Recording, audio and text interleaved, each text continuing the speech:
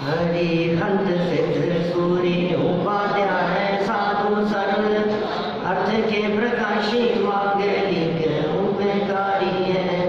तिनको स्वरूप जान राग ते भई जो भक्ति काय को नवाई श्रुति को उचारी है।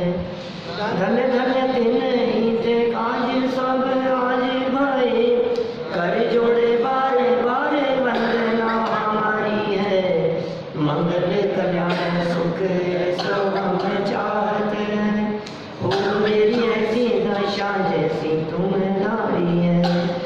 ओ मेरी ऐसी दशा जैसी तुम धारी है। ओ मेरी ऐसी दशा जैसी तुम धारी है। क्षत्र चूड़ामणि नामक इस ग्रंथ में जीवेंद्र कुमार का अपनी माँ के प्रति विशेष स्नेह होने के कारण वे अपनी माँ से मिलने के लिए जंगल में चले गए। परस्पर में वार्तालाप हुई और उसके पश्चात माँ ने कुछ राजनीति की बातें सिखाई और जीवेंद्र कुमार वहाँ से निकल गए राजपुरी नगरी की तरफ। ये वही नगरी है जिस नगरी में इनके पिता राज्य किया करते थे। राजपुरी नगरी के बाहर पहुंचकर अपने मित्रों को तो वहीं छोड़ा नगरी के बाहर ही, और स्वयं नगरी की परिक्रमा लगाने लगे, नगरी में परिभ्रमण करने लगे। नगरी में घूमते हुए इन्होंने जब बाग बगीचे देखे, नगरी की शोभा देखी, तो इनका मन उसकी तरफ बहुत आकर्षित हुआ और अपना जो मोह भाव था कि ओहो ये मेरी है, इतनी सुंदर नगरी, मैं यहाँ का शासक हूँ, ऐसा ममत्व भाव उनके मन में जागृत हुआ। देखिए इसी संदर्भ में अब एक नई उपकथा 20 नंबर की यह शुरू होती है। कार्य में निमित्त का उपस्थित हो जाना। क्रीडन्ति कापि हर्म्याग्रा पातयामास कन्दुकं संपदामापदां व्याजेनैव हि केनचित्। उस नगरी में क्रीड़ा करती हुई, क्रीड़ा माने खेलना, खेलती हुई किसी एक युवा कन्या ने अपने महल के ऊपर से गेंद फेंकी। देखो ये चित्र दिखाई दे रहा है, एक महल है, महल के ऊपर छत पर एक कन्या है और वो बॉल नीचे जीवेंद्र कुमार उधर से गुजर रहे हैं, उनके पास में एक बॉल दिख रही है आगे, माने वो खेल रही थी ऊपर और खेलते हुए अचानक बॉल नीचे गिरी जाकर। निश्चय से संपत्ति और विपत्ति की प्राप्ति में कोई न कोई निमित्त होता ही है। निमित्त की प्रबलता को यहाँ बतला रहे हैं। कार्य तो भवितव्यतानुसार होता है, ये अगले श्लोक में कहेंगे। कार्य तो उपादान की योग्यता के अनुसार होता है, लेकिन जब भी कार्य होता है तो कोई न कोई निमित्त जरूर होता है। बिना निमित्त के भी काम नहीं होता। चाहे संपत्ति मिलने का कार्य हो, चाहे विपत्ति आ जाने का काम हो। यदि विपत्ति आई है तो उसमें भी कोई न कोई निमित्त है, और यदि संपत्ति मिली है तो उसमें भी कोई न कोई निमित्त है। लेकिन एक बात सदा ध्यान रखना, संपत्ति के मिलने में निमित्त कोई भी हो, निमित्त ने संपत्ति दी है ऐसा नहीं है। विपत्ति मिलने में निमित्त कोई भी हो, लेकिन विपत्ति के आने में निमित्त का दोष नहीं है। निमित्त, निमित्त शब्द है ना, ये दो शब्दों से मिलकर के बना है, नी और मित्र। नी माने नियम से और मित्र माने मित्रता। निमित्त कार्य के होने में जो नियम से मित्रता धारण करे उसका नाम निमित्त होगा। जरूर नियम से होगा, अवश्य होगा, उपस्थिति 100% है। काम जिसकी उपस्थिति में हो उसे निमित्त कहते हैं। लेकिन काम के करने में निमित्त का योगदान शून्य है। योगदान कुछ नहीं है, निमित्त पर आरोप मात्र आता है, निमित्त ने किया कुछ नहीं है। हाँ, निमित्त होता भी है और निमित्त से होता भी नहीं। ये बैलेंस रखना बहुत जरूरी है। कई लोग क्या समझ, अनिष्ट होने में निमित्त की मुख्यता मित्रता, वो अपने लिए मित्र नहीं है लेकिन काम के लिए मित्र है। जो काम हुआ है ना, उस कार्य से मित्रता है निमित्त की, व्यक्ति से नहीं। मित्रता निमित्त जो कहा है, नियम से मित्रता हमारे साथ में नहीं, जो काम हो रहा है ना उस कार्य के साथ में मित्रता है। लगता है ऐसे काम इसी के द्वारा, ये भ्रम है। इसीलिए तो निमित्त की उपस्थिति में इस जीव को बहुत बड़ा भ्रम खड़ा हो जाता है, इसने किया ऐसा। ये निमित्तों की चिंता में व्यग्र हो जाता है, ये निमित्तों को इकट्ठा करना चाहता है, निमित्तों को जोड़ना चाहता है। इसे लगता है कि निमित्त मिल जाएगा तो काम हो जाएगा, निमित्त मिल जाएगा तो काम हो जाएगा, निमित्त की वजह से काम हो जाएगा। बहुत बड़ी गलतफहमी में है। निमित्त से काम नहीं होता, काम होता है तो निमित्त अवश्य होता है। काम होगा तो निमित्त की उपस्थिति अवश्य होगी, काम होगा तो निमित्त नियम से होगा। उसने किया कुछ नहीं है, काम तो आपने किया है। मैं कहता हूँ, आपका यदि पैर फिसल गया रोड पर चलते हुए तो कौन निमित्त बना? केले का छिलका पड़ा था, वो निमित्त बन गया। उसमें फिसलने रूपी काम हुआ तो निमित्त कौन बन गया? केले का छिलका पड़ा हुआ था। फिसलने रूपी कार्य हुआ तो निमित्त और भी कोई हो सकते हैं, जैसे पानी था, चप्पल थोड़ी सी स्लिप करने वाली थी, तेल डुला हुआ था, जमीन चिकनी थी, कितने तरह के कारण बन सकते हैं फिसलने में। ये सब निमित्त कारण है। लेकिन असली बात क्या है? क्या केले का छिलका किसी को गिराने में समर्थ है? क्या केले के छिलके ने कहा कि आओ भाई आओ, सुबोध जी आओ, मेरे ऊपर पाँव रखो, मैं निमित्त हूं, मैं तुम्हें गिराऊंगा? ये स्वयं जब गिरने की योग्यता रूप होकर ना समझी पूर्वक चला, खुद बिना देखे चला और केले के छिलके पर पाँव रखा और गिर गया, अब दोष केले के छिलके को देता है। गलती किसकी है? गलती अपनी और दोष उसके ऊपर। इसलिए कह रहे हैं भाई साहब, निमित्त के ऊपर कभी दोषारोपण नहीं करना। अज्ञानी व्यक्ति, नासमझ व्यक्ति, वो सदा दूसरों के ऊपर दोषारोपण करता रहता है। दूसरे की कोई गलती नहीं है। अपनी देखो, जब भी अच्छा काम होता है तो उसका रिवॉर्ड तो स्वयं लेना चाहता है, और ख़राब काम होता है उसका दोष इसकी वजह से हो गया, इसकी वजह से बिगड़ गया, इसकी वजह से मैं फेल हो गया, इसकी वजह से मेरे नंबर कम आ गए, इसकी वजह से मेरे को नुकसान हो गया, इसकी वजह से चोरी हो गई, ये ताला लगा करके नहीं गया, इसकी वजह से ऐसा हो गया। तो जिम्मेदारी किसकी है? दुकान किसकी है? हमारी है ना। तो क्यों दूसरे नौकर के ऊपर दोषारोपण कर रहा है? वो उसने आकर के मुझे टक्कर मार दी, क्या उसकी वजह से एक्सीडेंट हो गया? किसी की वजह से नहीं होता है, गलती अपनी है। निमित्त के ऊपर दोषारोपण कभी नहीं करना। ये कह रहे हैं यहाँ, यद्यपि अभी निमित्त की बात कह रहे हैं, ये कह रहे हैं संपत्ति और विपत्ति की प्राप्ति में कोई ना कोई निमित्त सामने आ ही जाता है। नहीं, अभी तो नीति नहीं, अभी तो कुछ नहीं पढ़ा अपन ने। सरलाट पढ़ना है ना अभी।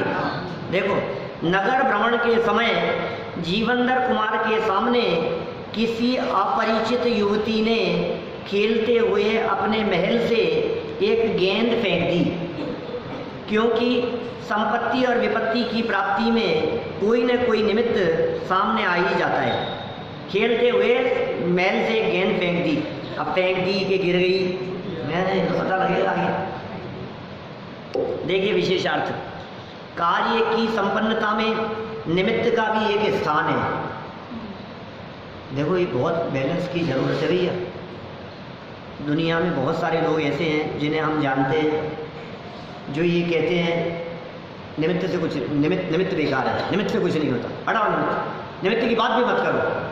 ऐसे लोग भी हैं दुनिया में जो निमित्त को हटाते हैं, जो निमित्त को उड़ाते हैं, जो निमित्त का निषेध करते हैं। और दुनिया में 99% लोग ऐसे भी हैं जो ये कहते हैं निमित्त से ही होगा साहब, क्या करें, निमित्त आएगा तो ही होगा काम। तो ये आपने घर घर में कहते हुए सुना होगा, अपनी पुत्री के लिए वर ढूंढ रहे हैं और बहुत प्रयास करने पर भी हो नहीं रहा है। आपने ऐसे लोगों से ये कहते हुए सुना होगा, अब क्या करें साहब, आखिर निमित्त आएगा तभी होगा काम, निमित्त होगा तब हो जाएगा काम। तो अब क्या करें, निमित्त आएगा तब होगा, निमित्त आएगा तब होगा। तो ऐसा लगने लग जाता है। अब निमित्त, अब कौन निमित्त आएगा ये तो बताओ, क्या करें निमित्त के लिए। लेकिन भाई सारा जगत निमित्त मात्र है, कार्य तो योग्यता के अनुसार होता है।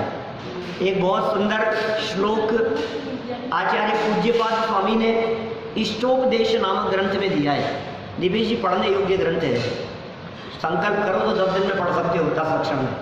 परसों से शुरू हो रहे हैं 10 लक्षण, मात्र 51 श्लोक हैं, बहुत सुंदर है, 4-4 लाइन में अर्थ है, बहुत बड़ा नहीं है, मुश्किल से तो 50 पेज की किताब होगी, इससे ज़्यादा नहीं है। 5 पेज रोज़ पढ़ो तो 50 दिन में पूरे होते हैं, ग्रंथ पूरा हो जाता है। मैंने तो 3 दिन में पूरा किया था वहाँ। तो कितने प्रवचन है पता नहीं, भूल गया, 17-18 प्रवचन है। ऑस्ट्रेलिया में सिडनी में मैंने 3 दिन के शिविर में या कोई 17-18 प्रवचनों में 15-17-18 घंटों में उसको पूरा किया, उस ग्रंथ को समझाते हुए, व्याख्या करते हुए। बहुत सरल है, बहुत मार्मिक है और बहुत मज़ा आएगा आपको। और पूरे ग्रंथ में बहुत सारे उदाहरण हैं, बहुत सारी छोटी छोटी सी प्रेरणादायक बातें हैं। क्या आप चाहें तो वो यूट्यूब के वो प्रवचन भी सुन सकते हैं, इष्टोपदेश के प्रवचन, उनमें मज़ा आएगा आपको। क्या कहना चाहते हैं, ऐसे छोटे छोटे से प्रसंग बतलाए उसमें। मैंने अलग अलग दिशाओं से आकर के पक्षी किसी एक वृक्ष के ऊपर रुक गए, सुबह होते ही सब अलग अलग दिशाओं में उड़ जाते हैं। इसी तरह से जितने संयोग हैं, ये सारे संयोग, पत्नी पुत्र परिवार महल मकान, ये सब ये अलग अलग स्थानों से आकर के मिले हैं, अलग अलग टाइम पर आए हैं, सबको अलग अलग समय उड़ जाना है। थोड़े समय के लिए रहना है तो मन बिगाड़ करके, मुंह बिगाड़ करके क्यों रहे। ऐसे ऐसे बहुत प्रेरणादायक बातें हैं, सुंदर सुंदर। हाँ, यूट्यूब पर है सब। आप यूट्यूब पर संजीव गोदा लिखेंगे जाकर, बहुत सारे प्रवचन आ जाएंगे। सिर्फ गोले में संजीव गोदा की फ़ोटो देखनी है, बहुत सारे प्रवचनों में से गोले में जहाँ फ़ोटो दिखे बस उसको क्लिक कर दो, अपने आप चैनल खुल जाता है। चैनल खुलते ही आप प्ले लिस्ट पर जाएँ और सब्जेक्ट देख लें, इष्टोपदेश मिल जाए। चैनल खुलते ही प्ले लिस्ट में आपको सब्जेक्ट दिख जाएगा, वहाँ आपको ये सब प्रवचन मिल जाएंगे उसमें। मैंने ये तो अपने यहाँ पंडित जी संतोष जी जानी जी साहब ने बहुत सालों पहले चलाया था। मैं समझता हूँ कि 25 साल पुरानी बात हुई। 10 लक्षण के अवसर पे चलाया था उन्होंने। मालूम है कितने लोगों को ध्यान है? नहीं, वो तो ग्रंथ यहाँ सुबह सभा में चला था। 10 दिन में उन्होंने 10 लक्षण पर्व में इष्टोपदेश चलाया था, दोपहर में 3 से 4। क्या कितने, किसी को भी ध्यान नहीं है? आपको ध्यान थोड़ा बहुत? दोपहर में 3 से 4 10 लक्षण पर्व के अवसर पे। 25 से भी ज़्यादा पुरानी बात होगी, क्योंकि समझ लो आप 95 से तो मैं था ही, 25 साल तो मुझे बाहर जाते हुए हो गए 10 लक्षण पे, तो उससे पुरानी बात है जब मैं जयपुर था। नहीं, 10 दिन में सिर्फ श्लोकों के अर्थ 3 से 4 बजे तक ग्रंथ चलाया था। इष्टोपदेश समाधि तंत्र वो तो सुबह चलाया था, उसमें तो बहुत प्रवचन मैंने भी किए थे बीच बीच में जब अनुपस्थित रहते थे। वो बात नहीं, बहुत सुंदर है, मार्मिक है, प्रेरणादायक है, जन सामान्य के लिए पढ़ने योग्य है। हाँ, बहुत प्रवचन है उनके, बहुत अच्छे। चलिए खैर, सरल हैं और वो सारे प्रवचन इतने सरल हैं, बहुत लोगों को बहुत पसंद आए हैं। अभी अप्रैल में तो चलाया था मैंने, और एक एक प्रवचन ऐसा है जिसे 2-2 हज़ार 4-4 लोगों ने देखा हो, यूट्यूब पे सुना हो। वैसे तो बहुत प्रवचन ऐसे हैं 10-20 हज़ार 25 हज़ार 40 हज़ार लोगों ने देखे हैं, लेकिन ये प्रवचन भी 2-2 हज़ार लोगों से कम नहीं देखे गए। लोग देखते हैं, सुनते हैं, लाभ लेते हैं। चलिए, ये तो मैंने प्रेरणा दी आपको। बात ये कहना चाह रहा था इष्टोपदेश के उस श्लोक के माध्यम से। उसका एक श्लोक है, श्लोक नंबर 35 होना चाहिए, 35 या 36 श्लोक नंबर। उस श्लोक में क्या कहा है?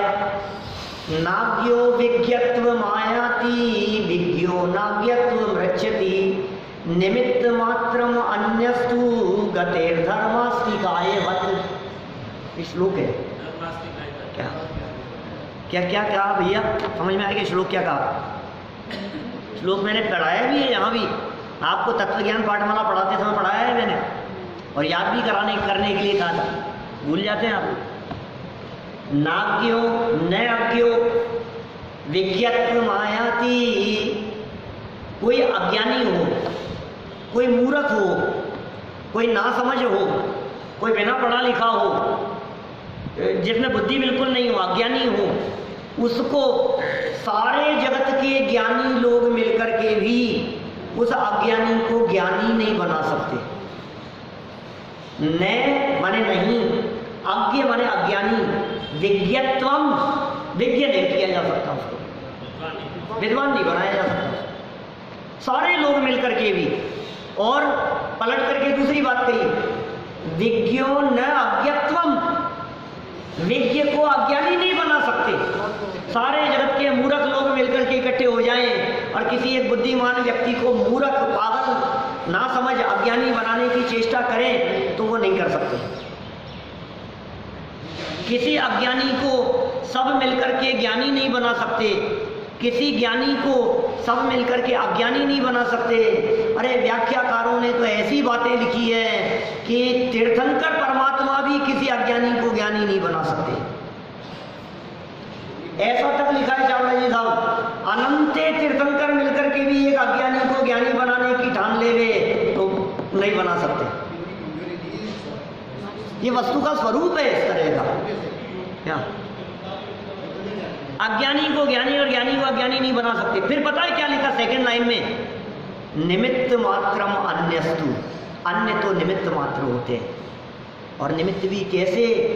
गतेर धर्मास्तिकायवत्, गति में जैसे धर्मास्तिकाय निमित्त होता है उसके समान।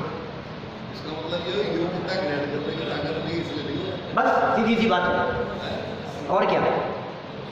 सबकी स्वयं की यदि योग्यता नहीं होगी तो मास्टर क्या करेगा? घोट के थोड़ी ना पिला देगा। अब अपने में योग्यता नहीं होगी तो काम नहीं होगा। कक्षा में 50 विद्यार्थियों को पढ़ाया जाता है, अपनी अपनी योग्यता से ग्रहण करते हैं, अपनी अपनी योग्यता से नंबर आते हैं, अपनी अपनी योग्यता से पास होते हैं, अयोग्यता से फेल होते हैं। सबका अपना अपना है भाई साहब, किसी की नहीं चलती है। कोई व्यक्ति ये दावा नहीं कर सकता, कोई अध्यापक, बड़ा से बड़ा प्रोफेसर, कि मैं इनको पढ़ा दूंगा, मैं इसको सिखा दूंगा, मैं गारंटी लेता हूँ। तू क्या गारंटी लेता है? तू क्या गारंटी ले सकता है? तेरे हाथ में है कुछ? खुद पागल हो जाएगा। काम योग्यता से होता है, बाहरी व्यक्ति निमित्त होता है। देखो, जब बच्चे के अच्छे नंबर आते हैं, जब परीक्षा में पास होता है, जब वो टॉप करता है, तो अपनी क्रेडिट और अपना श्रेय अपने गुरु को देता है। सर आपने पढ़ाया था, सर आपका उपकार है, आपने इतनी मेहनत की, आपने इतना सिखाया, आज मैं जो भी हूँ आपकी वजह से हूँ। कितने विद्यार्थी इस तरह की बातें कहते हैं हमसे। फिर हम क्या कहते हैं? एक अध्यापक क्या कहेगा? ये तुम्हारी योग्यता थी, क्या करें? और यदि वो अभिमान करे इस बात का कि मैंने पढ़ाया है, मैंने सिखाया है, बोलो सब्जी बेच रहा है, ठेला लगा रहा है, इसको भी तो आपने पढ़ाया था, और क्या करो आप? ये रह गया, ये रह गया, मैं क्या करूं? ये तो डफोल था, ये तो नालायक था, ये तो पढ़ता ही नहीं था, मैंने इसको खूब समझाया। नहीं, तुम्हारे समझाने से समझता है तो थोड़ा सा पिला दो ना इसको भी। निमित्त मात्र अन्यस्तु, अन्य तो निमित्त मात्र है। काम तो योग्यता के अनुसार होगा, कार्य तो भवितव्यता के अनुसार होगा। इसलिए भाई निमित्तों की तरफ मत देखो, अपनी योग्यता को डेवलप करने का प्रयास करो। योग्यता यदि बढ़ेगी तो काम अपने आप होगा। व्यक्ति योग्यता को नहीं देखता है, अपने पुरुषार्थ की तरफ नहीं देखता है, और वो निमित्त की तरफ देखता है। ना समझ लोग निमित्तों को जुटाने में लगते हैं, और समझदार लोग निमित्तों की तरफ ध्यान नहीं दे करके अपनी योग्यता से पुरुषार्थ करते हैं। कौन समझदार है? एक उदाहरण बहुत पुराना याद आ रहा है, बहुत सालों पहले दिया करते थे, पंडित साहब भी देते थे, संतोष जी साहब। वो एक जंगल में कुछ लोग जा रहे थे, ठंड का समय था, और लोगों ने मिलकर के वहाँ कुछ कचरा वचरा इकट्ठा किया, आग लगाई और थोड़ा सा तप लिए। ऐसा ऐसा उन्होंने किया। और वहीं पेड़ पर एक बंदर बैठा था, वो बंदर ने भी देखा, वो भी देख रहा था।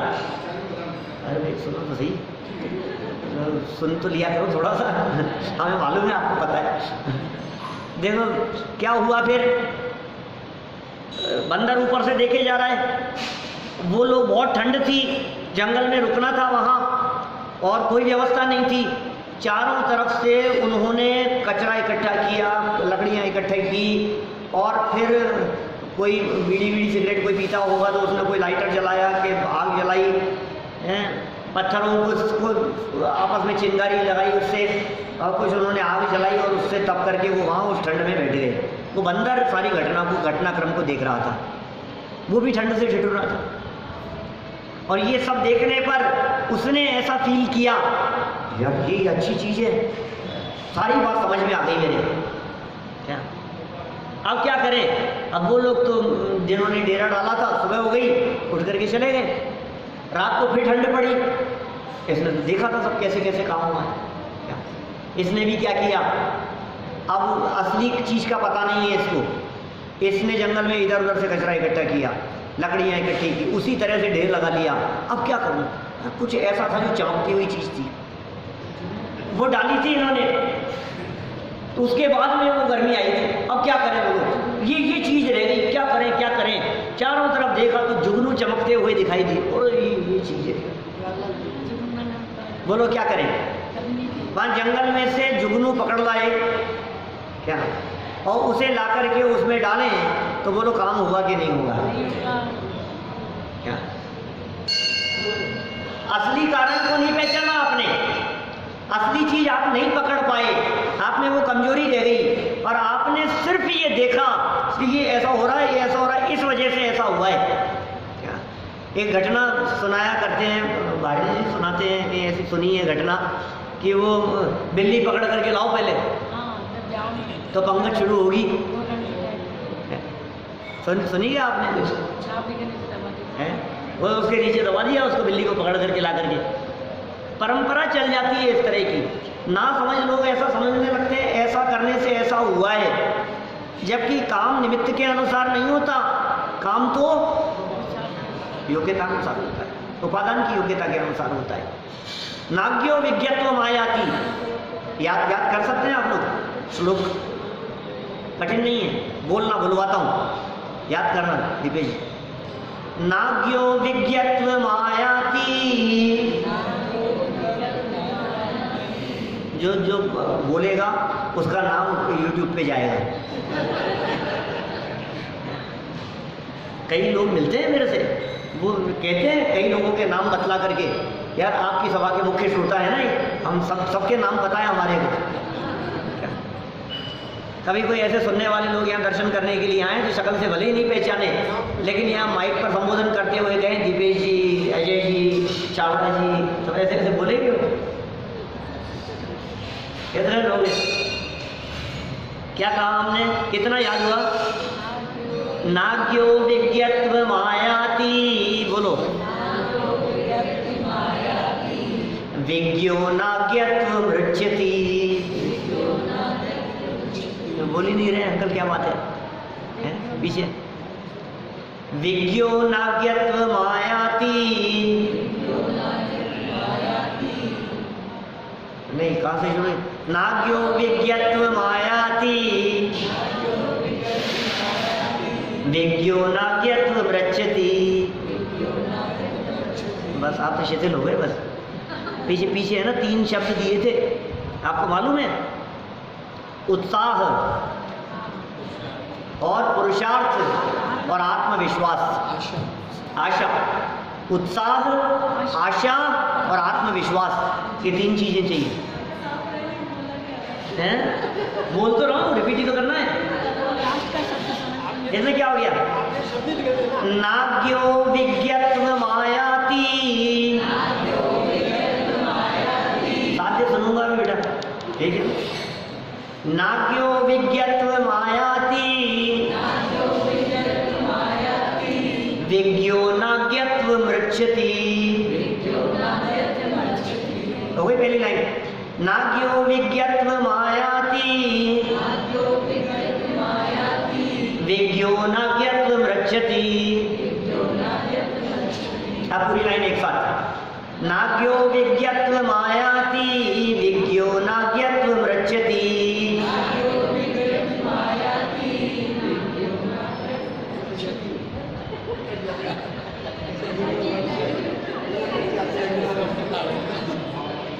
कठिन नहीं है, कठिन नहीं है। एक बार और कोशिश करता हूँ। सुनो, विद्यार्थी फेल नहीं होता, अध्यापक फेल होता है। क्या आप फेल नहीं हो, मैं फेल हो रहा हूँ। सुनो सुनो सुनो, अरे भाई मुझे मालूम है, यही तो समझा रहा हूँ कि मेरे समझाने से नहीं समझ में आएगा। यही तो समझा रहा हूँ, मैं कितना भी प्रयास कर लूँ, जो आप जो कर पाएंगे वो आप ही की योग्यता है, मेरा कुछ नहीं है। वापस साध्य। नाज्ञो विज्ञत्व मायाति विज्ञो नाज्ञत्व मृच्छति।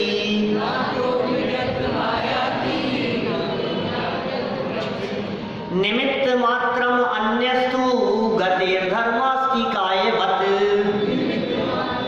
अन्यस्तु गतिर्धर्मास्ति कायवत्। निमित्त मात्रम अन्यस्तु गतिर्धर्मास्ति कायवत्। अब आपकी जिम्मेदारी है इसको बार बार में सुन करके याद करके आने।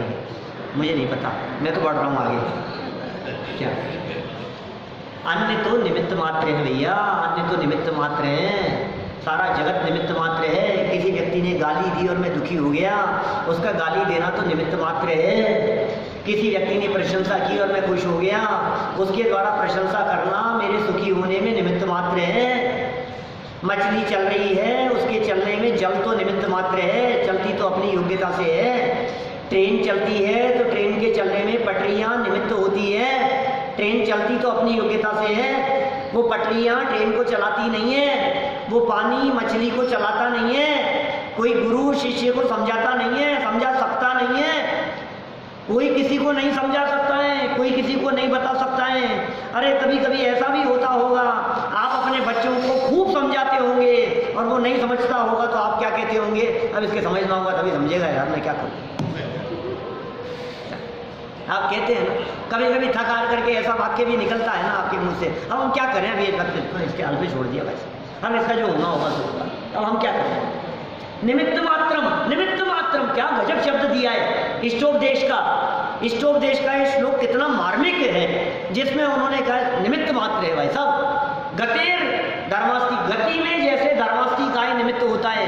एक धर्म नाम का द्रव्य है ना, 6 द्रव्यों में से धर्म द्रव्य, वो गमन में सहयोगी होता है, चलाता नहीं है। निमित्त मात्र अन्य, हिंदी क्या पता नहीं, हिंदी लिखा हुआ है ना लेकिन नीचे, वो तो अलग है, वो इसका अलग श्लोक है, आखिरी श्लोक है, 50 नंबर का श्लोक है। कार्य निमित्तों से नहीं होता, मूर्ख व्यर्थ ही बोझा ढोता। कार्य निमित्तों से नहीं होता, काम निमित्तों से नहीं होता। अच्छा मैं क्या करूँ, बोलो डोसे बनने वाले हैं, आज तो डोसे क्यों, आज तो रोट बनेंगे हैं, आज तो रोट खाने वाले हैं आप। चलो हम ये सोच रहे हैं, बोलो अब मैं क्या करूँगा, अब थाली में तो आ गया, अब निमित्त होगा तो खा लेंगे, बैठा हूँ देखता हूँ, बोलो क्या होगा, भूखा ही रहेगा तो कुछ नहीं होगा। दुनिया में कौन कौन सा काम ऐसा है जिनको तू निमित्त के भरोसे छोड़ दे वो काम हो जाए। निमित्त के भरोसे छोड़ने से काम नहीं होता। निमित्त उसे कहते हैं, सुन, जब तेरी उपादान की योग्यता होती है, जब काम होने की योग्यता पकती है तो निमित्त आसमान से उतर करके आते हैं, उसका नाम है निमित्त। आसमान से उतर करके आएंगे, अपने आप मिलेगा निमित्त, कहीं से भी आएगा निमित्त। बोलो दुर्घटना होने की योग्यता पकेगी तेरी तो कोई भी आकर के सीधे सीधे चलते हुए कोई व्यक्ति टेढ़ा आकर के तेरे को टक्कर मार के जाएगा। बोलो अब क्या कर लेगा, बोलो। काम होने की योग्यता होगी तो बैठा हुआ है, 6 महीने से कोई काम नहीं हो रहा है, कुछ काम नहीं हो रहा है, सारा शेयर मार्केट डूबा जा रहा है, नीचे उतरता जा रहा है, कोई काम नहीं हो रहा है कि सुन तेरा यदि पैसा कमाने की योग्यता होगी तो 500 शेयर में से एक शेयर इतना फलीभूत हो जाएगा कि सारे पड़े रहें, कोई फर्क नहीं पड़ता है। 499 मिट्टी में मिल जाए, लेकिन एक ने वो 400 ने 500 का सारा निकाल दिया और 10 गुना कर दिया वो संपत्ति को, ऐसा हो जाएगा। तो परवाह मत कर, निमित्तों की तरफ मत देख, तू तो काम कर, तू तो पुरुषार्थ कर अपनी बुद्धि से, अपनी योग्यता से। सम्यक दर्शन के लिए निमित्त नहीं चाहिए, पुरुषार्थ चाहिए। पैसा कमाने के लिए तू निमित्त का इंतजार करता है कि पुरुषार्थ करता है? पुरुषार्थ करता है। फिर काम कब होता है? योग्य निमित्त मिल जाता है। तेरा पैसा कमाने का योग आएगा, काल पकेगा, तो उस समय में ऐसा योग्य निमित्त मिल जाएगा जो खुश होकर के 10 गुना पैसा दे करके जाएगा तेरे माल के। मैंने ऐसी क्वालिटी की कुर्सी देखी नहीं, मैं तुम्हारे को 10 गुना पैसा दूंगा लेकिन ये टाइम पर पहुंच जाए बस, ऐसा मौका आ जाएगा? बोलो। मैं सारी दुनिया में थका गया, मैं ये चीज़ टाइम पे मिल नहीं रही है, और रात को 11 बजे उसने आपको कॉल किया कि आपको 10 गुना पैसा देना चाहता हूँ, ये कुर्सी मेरे यहाँ पहुँच जाए, 25 कुर्सियाँ चाहिए, 10 गुना पैसा दूंगा। तो आपने 11 बजे बोली और 10 गुना पैसा मिल गया आपको। आपने कहा नहीं नहीं मैं 10 गुना नहीं लूँगा यार, जितना नहीं नहीं मेरे को तो देना ही है। अब बोलो आप दे जाए आप। तुमने सोचा था कि कोई कुर्सी 10 गुना रेट में बिकेगी? तुमने सोचा था कोई रत्न का ऐसा हो जाएगा? तुमने सोचा था किसी जमीन का 100 गुना पैसा मिल जाएगा? हो कोई व्यक्ति ऐसा व्यक्ति आ जाए जिसका कोई ऐसा अटका हुआ हो जो 100 गुना पैसे देने के लिए तैयार हो हमारे को, वो कहे नहीं मुझे तो देना है किसी भी कीमत पर। आपको पता है मुंबई में ये पार्ला मंदिर बनाया ना, विले पार्ले में जो मंदिर बनाया, 20 जगह पर मंदिर बनाए विले पार्ले में, और 200 करोड़ रुपए की लागत से मंदिर बनाया। और ऐसा मंदिर दूसरा कोई नहीं है आज की तारीख में हिंदुस्तान में, इतना सुंदर, इतना व्यवस्थित, और इतना मतलब आप जाओ तो आपको ऐसा लगे कि आप कहाँ आ गए हो, इतना सुंदर मंदिर है। एक धूल का कण नहीं वहाँ मिलेगा आपको, इतनी सुंदर रचना, इतना सुंदर स्वच्छ मंदिर, अद्भुत मंदिर बनाया है। वो जब मंदिर बनाया है ना, तो बनाने वाले जिस परिवार ने बनाया, जिनकी भावना थी, आनंद भाई सेठ, निमिष भाई वगैरह, उन लोगों ने आस पड़ोस के जो लोग थे, बिल्डिंगों में रहने वाले जिनके मकान थे, उनके पास में गए और टेबल पर बुला करके तत्काल उनके साथ में ऑन टेबल, किसी को कोई बेचना नहीं है, तुरंत फैसला करके उनका मकान खरीद लिया। कितने का मकान है तुम्हारा, कितनी कीमत है इसकी? ये 60 लाख, 80 लाख लो, डन करो, हटाओ, दूसरी जगह मकान कितने का? 1 करोड़ का है, 1.5 करोड़ रुपया देते हैं, चलो दूसरी जगह मकान 1 करोड़ का दिलाते हैं तुम्हारे को, 50 करोड़ एक्स्ट्रा देते हैं, खाली कर। ऐसे काम किया है। मैंने आप सोच नहीं सकते, मैं इसलिए मुझे ये बात ख्याल में आ गई कि आप सोच नहीं सकते, क्या वो सोच भी नहीं सकता था। कौन व्यक्ति कैसा, किसी को बेचना है, हमें थोड़ी ना बेचना है अपना मकान। अभी आज कोई व्यक्ति मेरे से आकर के कहे आपका मकान खरीदना है, आप क्या कहोगे दीपेश जी? ये मुझे बेचना ही नहीं है यार, क्या बात कर रहा है कि बोलो 5 गुना पैसा देता हूँ यार, जितनी कीमत है उससे। कोई बात नहीं, बोलो ऐसा हो सकता है कि नहीं? आपकी दुकान बहुत अच्छी चल रही है और आपको बेचनी नहीं है, कोई आकर के कहे कितने में बेचना है, आप क्या कहोगे? बोलो भैया यार अजीब आदमी है यार, मैं अपने घर में रह रहा हूँ, शांति से रह रहा हूँ, तेरे को मकान खरीदना है? ऐसे मकान खरीदे उन्होंने, आसपास की सारी जमीन खाली करवा करके उन्होंने जो मंदिर बनाया है, आप सोच नहीं सकते। 20 जगह पर करोड़ों अरबों रुपया लगा करके, मतलब ऐसी जगह नहीं थी, वो खुला मैदान था कि आउटसाइड में चले गए हो। अभी आपको मानसरोवर में जगह चाहिए तो मिल जाएगी, आपको इधर आगरा रोड पे उधर चाहिए हो जमीन तो मिल जाएगी, और आपको कचौरी बाजार में मंदिर बनाना है मेरे को, कहाँ से लाऊंगे आप बताओ? तो ऐसी जगह पे थोड़ी ना मिलेगा आपको। ये उदाहरण मैंने इसलिए दिया कि निमित्त आसमान से उतर करके आ जाते हैं, आप कल्पना नहीं कर सकते हो, तुम तो अपना काम करो। ये मत सोचो अब ये सपने मत देखने लग जाना कोई आ जाए 5 गुना देने के लिए। ऐसा नहीं है, होते हैं ऐसे काम दुनिया में, बहुत काम होते हैं भाई साहब, हैं? हाँ बिल्कुल बिल्कुल। और सुनो, ऐसा पंच कल्याण कराया उन्होंने, 1 रुपये किसी से दान नहीं लिया पंच कल्याण में, 1 रुपया किसी से दान नहीं लिया। ऐसी वीआईपी व्यवस्था कि ऐसा पंच कल्याण कभी हुआ नहीं होगा, ऐसा पंच कल्याण हुआ था, हैं? कोई कर नहीं सकता। कंप्लीट एसी, भोजन ऐसा कि 200 500 तरह की वैरायटी, आप कल्पना नहीं कर सकते हो। पब्लिक इतनी कि 10 20 हजार लोग देखने आने वाले, सुनने आने वाले, व्यवस्थाएं इतनी, एक वीआईपी व्यक्ति को होटलों के अंदर ठहराए, सबकी इतनी व्यवस्थाएं की, गाड़ियां दी, गाड़ी ड्राइवर सहित उनकी व्यवस्थाएं की, 1 रुपया किसी से दान नहीं लिया। आप सोच नहीं सकते क्या किया उन्होंने काम, लेकिन भावना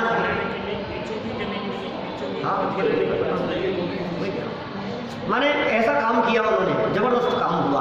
खैर देखिए, मेरे को तो सिर्फ इतना बतलाना है, प्रसंग इस तरह का आ गया कि 10 गुना काम हो सकता है, 5 गुना हो जाए, निमित्त के पीछे भागना नहीं पड़ता। ऋषभ देव भगवान जैसे समझाने वाले थे, कई बार बतलाता हूँ मैं मारीची को समझाने के लिए, कितनी बार सुनी है आपने ये बात, फिर क्या हुआ उसका बोलो। अरे यार तीर्थंकर समझा रहे हैं तेरे को, बोल, साधारण गुरु नहीं, साक्षात तीर्थंकर भगवान समझा रहे हैं तेरे को, अब तो समझ जा।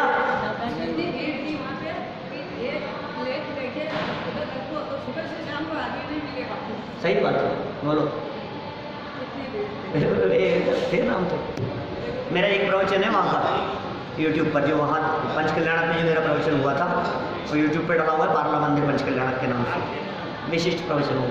1 दिन के लिए गया था मैं तो, क्यों मुझे अमेरिका निकलना था, फिर 1 दिन के लिए गया था, शाम का मुख्य प्रवचनों में एक प्रवचन किया, वहाँ वापस लौट करके आ गया था। हाँ मई में हुआ था ना कोई तो। देखिए खैर क्या कह रहे हैं, क्या स्थिति है यहाँ, निमित्त मात्र मन्यस्तु गतेर धर्मास्ति कायवत, धर्मास्ति कायवत। सुनो पढ़ते हैं अपन यहाँ, करें भाई, बातें बहुत हुई लेकिन प्रयोजनभूत बात, समझने योग्य बात है। एक बार ये कड़ी बैठ गई ना हमारे दिलो दिमाग में, तो निमित्तों की तरफ दौड़ने की वृत्ति टूट जाएगी। निमित्त की तरफ देख देख करके आकुलित होना, परिणाम बिगाड़ना, सब खत्म हो जाएगा। अंदर से पुरुषार्थ जागृत करो, मैं हूं अपने में स्वयं पूर्ण, मुझे जरूरत नहीं है कर्म। अरे होगा कर्म, कोई बात नहीं, कर्म रास्ता दे देते हैं, तूफानी वेग से कदम तो बढ़ा, ऐसा कहते थे युगली बाबू। तो अंदर से इतना पुरुषार्थ तो जगा, कर्म की परवाह मत कर, कर्म के बारे में मत सोच। दर्शन मोनी कर्म, अरे पानी भरेगा तेरे आगे, तू क्या चिंता करता है, कर्म की परवाह मत कर। अरे साहब मैं क्या करूँ साहब, कर्म का हो जाए, कर्म का हो जाए, अरे वो निमित्त मात्र है, निमित्त कुछ नहीं करता है, कुछ नहीं करता है निमित्त। देखो विशेषार्थ में क्या कह रहे हैं, कार्य की संपन्नता में निमित्त का भी एक स्थान है भाई साहब, निमित्त का स्थान है। हम कह रहे हैं निमित्त की स्वीकृति है, निमित्त की स्वीकृति नहीं हो तो जैन नहीं है, निमित्त को स्वीकार नहीं करे तो जैन कहलाने के योग्य नहीं है, और निमित्त को ही यदि कर्ता मान ले तो जैन होकर के भी मूर्ख बना रहे। वो वाक्य कह दी हुई है, निमित्त को स्वीकार नहीं करे, निमित्त नहीं होता तो जैनी कहलाने के लायक नहीं है। निमित्त तो होगा ही है, बिना निमित्त के कैसे होगा काम, और सब निमित्त ही कर देगा काम, इस भरोसे बैठा रहे। भरपूर सुखी कर दोगे तुम, ये सोचे सन्मुख खड़ा रहा। ए भगवान आप सुखी कर दोगे, आप सुखी कर दोगे, हे भगवान, ये सोच करके आपके सन्मुख खड़ा रहा। अरे मूर्ख, निमित्त मात्र हैं, उनके उपदेश को सुन और अपने हृदय में उतार। भगवान नहीं करेंगे, जनवाणी नहीं करेगी, जनवाणी की शरण में आने वालों का उद्धार होता है, लेकिन जनवाणी करती नहीं। भगवान की शरण में आने वालों का, वीतरागी संतों की, मुनिराजों की शरण लेने वालों का उद्धार होता है, मुनिराज करते हो ऐसा नहीं है।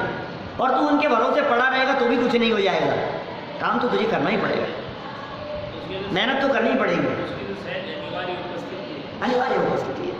देखो यही वाक्य लिखा है इन्होंने, पहला वाक्य जो है, कार्य की संपन्नता में निमित्त का भी एक स्थान है। जब कोई भी कार्य संपन्न होता है तो उस कार्य के लिए कारण सामग्री भी आवश्यक होती है।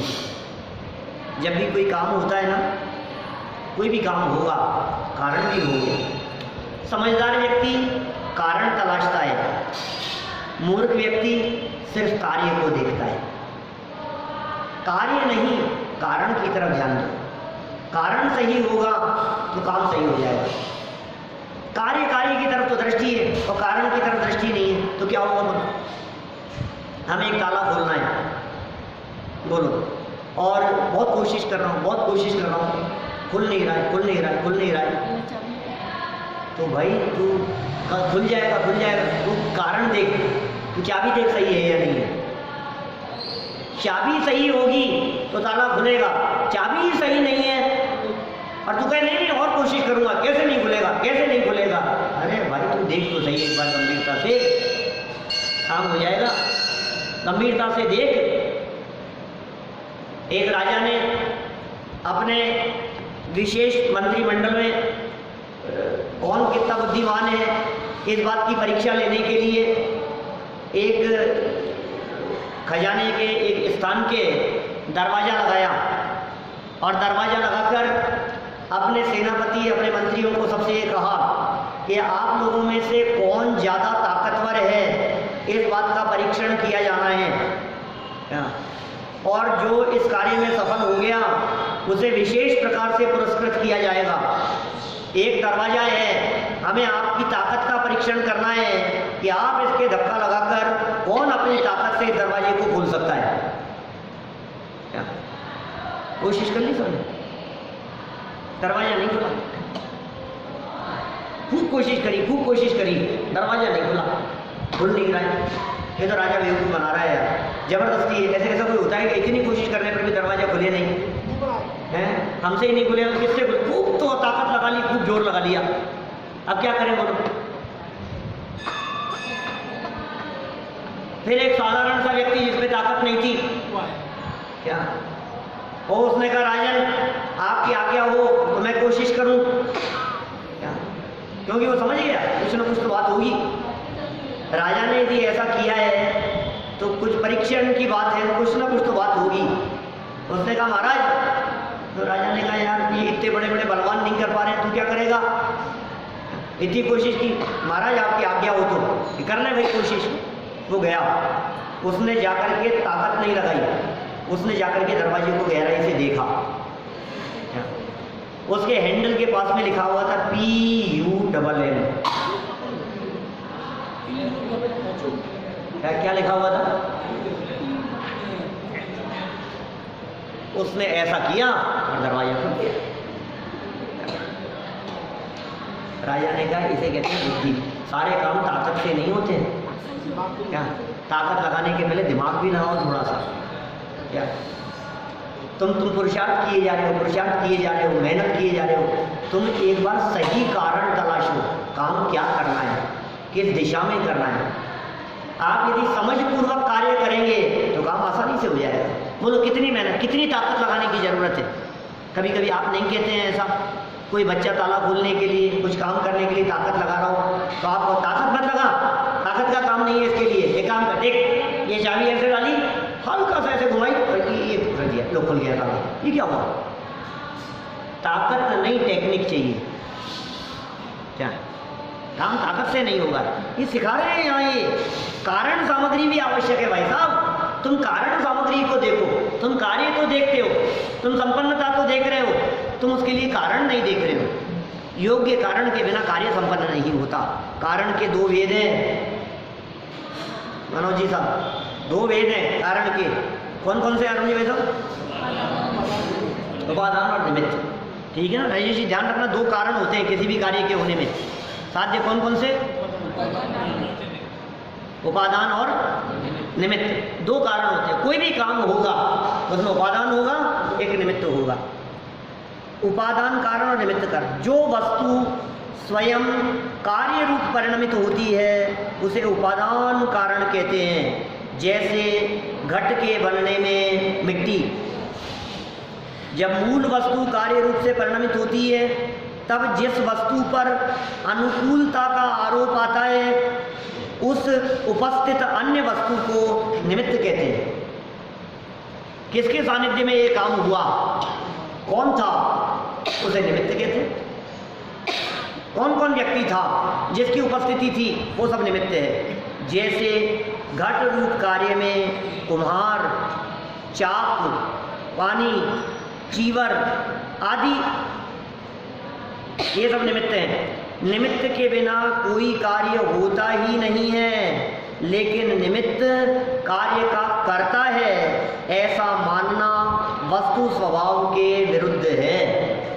क्या? निमित्त के बिना कोई काम होता ही नहीं है, यह परम सत्य है, लेकिन निमित्त ही कार्य करता है, ये स्वभाव के विरुद्ध है। ये वस्तु स्वरूप के विरुद्ध बात कह रहे होगा। यहाँ जीवनधर कुमार का गेंद फेंकने वाली युवती से विवाह होना है, अतः विवाह में गेंद निमित्त बन रही है।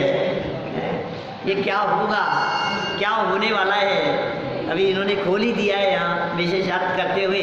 कल हम इस बात को आगे बढ़ाएंगे, लेकिन निष्कर्ष वाक्य इतना ही है कि निमित्त की तरफ नहीं दौड़ना है। योग्य रीति से योग्य कारण के लिए पुरुषार्थ करेंगे तो कार्य अवश्य होगा ही होगा।